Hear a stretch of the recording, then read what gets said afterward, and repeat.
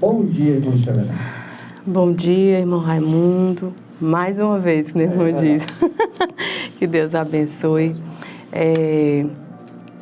Meus amados, a reflexão de hoje, ela é uma reflexão já bastante conhecida de todos, ouvintes, seja crentes ou não crentes. É um versículo bem... É um versículo bem conhecido. Se encontra em João, capítulo 3, como diz o irmão Geraldo São João, capítulo 3, versículo 16. Pai do Senhor, irmão Geraldo, pastor Geraldo Moura e família, que Deus abençoe. Livro de São João, capítulo 3, verso 16, vai dizer o seguinte: porque Deus amou o mundo de tal maneira que deu o seu Filho unigênito, não para que todo aquele que nele crê não pereça, porque Deus amou o mundo de tal maneira que deu o seu Filho unigênito para que todo aquele que nele crê não pereça, mas tenha a vida eterna.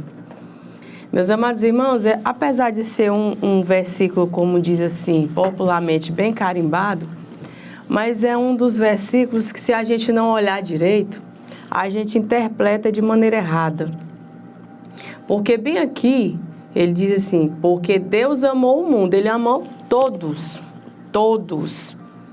de uma maneira tão assim, sem explicação, que ele deu, ele mandou, ele enviou o seu único filho. O amor tão grande que ele enviou o seu único filho para que todo aquele que nele crê não perecesse, mas que tivesse a vida eterna. Mas nessa frase, para que todo aquele que nele crê, se você não ler direito, você vai dizer assim para todo mundo, independente de quem seja. Mas tem um ponto, assim, uma frasezinha, uma letrinha que vai dizer para que todo aquele, é para aquele que crê. Não é para todo mundo, não é para todos, é para todo aquele que crê no sacrifício que foi feito, no amor que foi ali demonstrado por Deus e pelo sacrifício feito pelo seu Filho. Por isso, meus amados, aquela pessoa que conhece a história da cruz, aquela pessoa que sabe de cor e salteado, que nem eu comecei a dizer aqui, que esse versículo ele é bastante carimbado, só em ler, só em saber decorado não é o bastante. O bastante é que você tem que crer, você tem que fazer, você tem que estar enquadrado naquele que crê, confia e faz a vontade do Senhor. Não venha perecer, mas vai ter a vida eterna. O nosso Deus, ele fez um sacrifício de ambas as partes. Foi o sacrifício de Deus, dar o seu único filho, e um sacrifício de Jesus se dar naquela cruz pela minha vida, pela tua vida. Mas precisa crer, precisa confiar, precisa saber do sacrifício, da importância desse sacrifício. Você só saber da história, meu amado, não vai fazer muita diferença. Você só conhecer essa história não vai ter uma credibilidade que ela merece. Você precisa saber. Você precisa acreditar e se colocar nesse acreditar. Assim nós temos, meus amados irmãos, um exemplo bem conhecido também, que é o centurião Cornélio. O centurião Cornélio, meus amados, a palavra diz em Atos 10, que o centurião Cornélio, ele fazia tudo que agradava a Deus, né?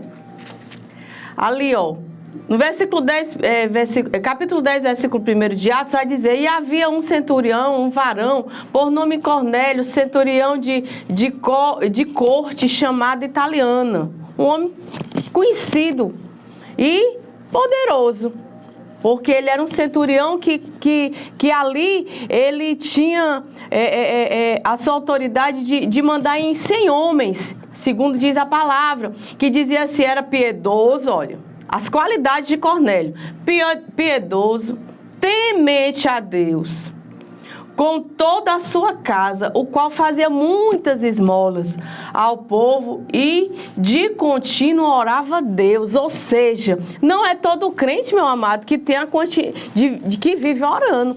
Cornélio, ele era temente, ele era piedoso, fazia esmolas e ainda vivia orando a Deus continuadamente.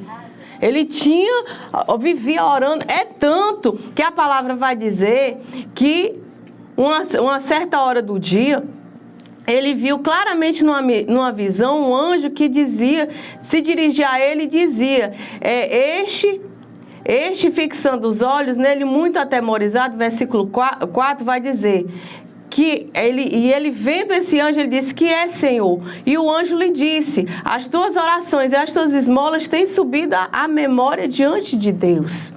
Chegou ao trono do Senhor, de tanto que ele era perfeito, né?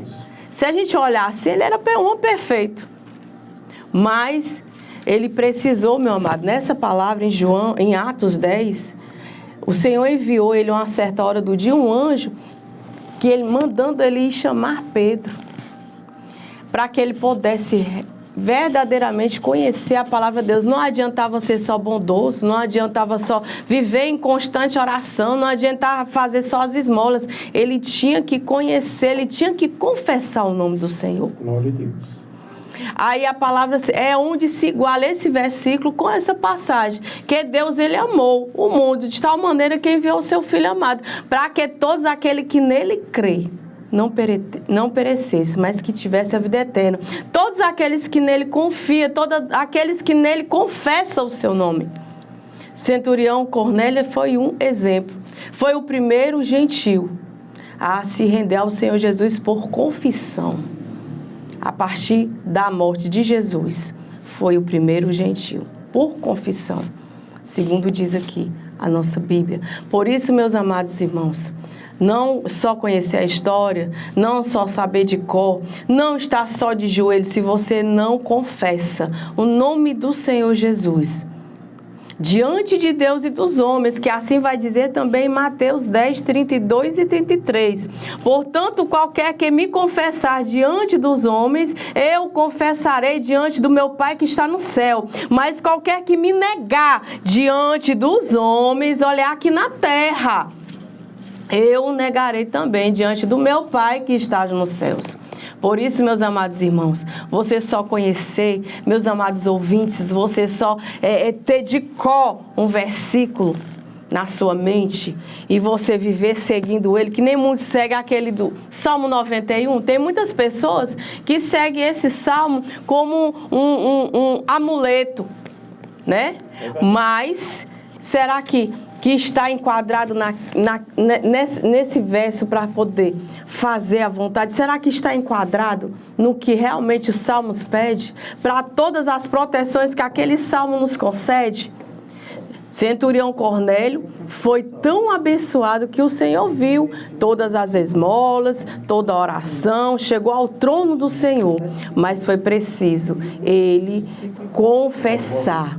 E é a nossa obrigação, aqui hoje, está abrindo essa porta, eu, irmão Raimundo, aqui, para que você venha conhecer esse Jesus, e você possa ter a oportunidade de confessá-lo, para que você também possa ser confessado o seu nome diante de Deus Todo-Poderoso pelo próprio Jesus. Só saber a história do sacrifício da cruz, só saber dizer que conhece, não é o bastante. Você tem que confessar o nome do nosso Deus. Confessar. Eu confesso o Senhor como meu único e suficiente Salvador. Senhor, administrador da minha vida. O meu general, é o meu advogado, é o meu pai. E você tem que confessar o nome de Jesus. Não basta apenas só conhecer a história. É fazer parte da história. É fazer parte da família do Senhor Jesus. Porque o sacrifício foi grande. É um preço impagável o sacrifício que Jesus fez. E maior ainda o amor. É inexplicável o amor que o nosso Deus tem por mim e por você.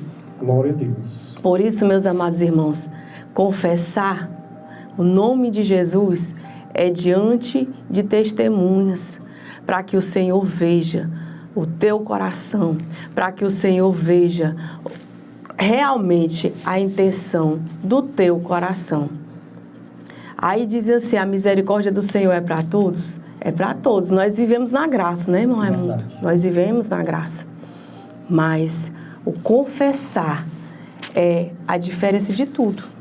Quando você confessa Ele como Senhor e Salvador da sua vida e é perante testemunhas. Não é por isso que quando uma pessoa vai na igreja, então qualquer outro lugar que a gente faz esse culto, é a importância. Se tiver feito o culto e no final não tiver feito essa pergunta, e você, quem quer aceitar Jesus como Salvador, não adiantou de nada, foi palavras jogadas ao vento. Toda aquela liturgia que foi lida, ali foi tudo em vão. Se no final do culto, qualquer irmão que está ali naquela direção daquele culto não fizer essa pergunta, porque senão o culto foi em vão.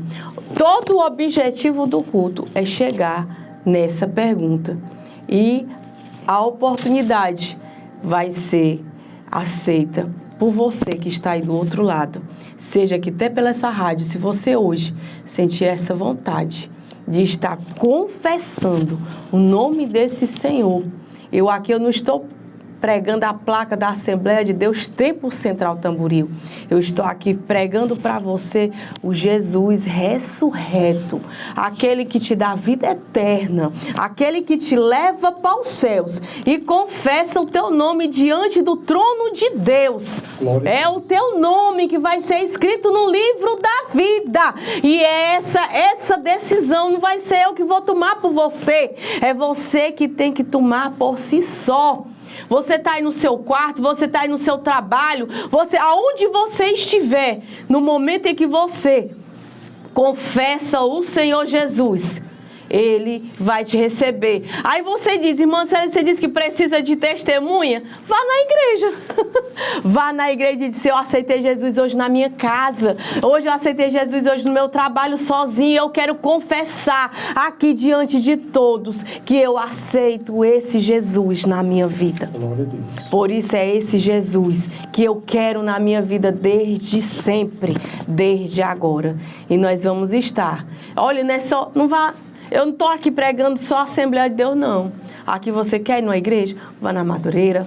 Vai na igreja que você se sentir bem. Que você seja bem recebido. Que você se sinta bem acalentado. Aqui você... Mas ali você tem que confessar, irmão Raimundo. Verdade. Você tem que confessar. Porque o Senhor, Ele tem que ser... provado na sua vida, ele tem que ser carimbado, o nome dele no teu coração. E isso é confissão. Confissão de Deus e dos homens. Mateus 10, 32 e 33 confirma o que eu estou te dizendo aqui. Confesse ao Senhor.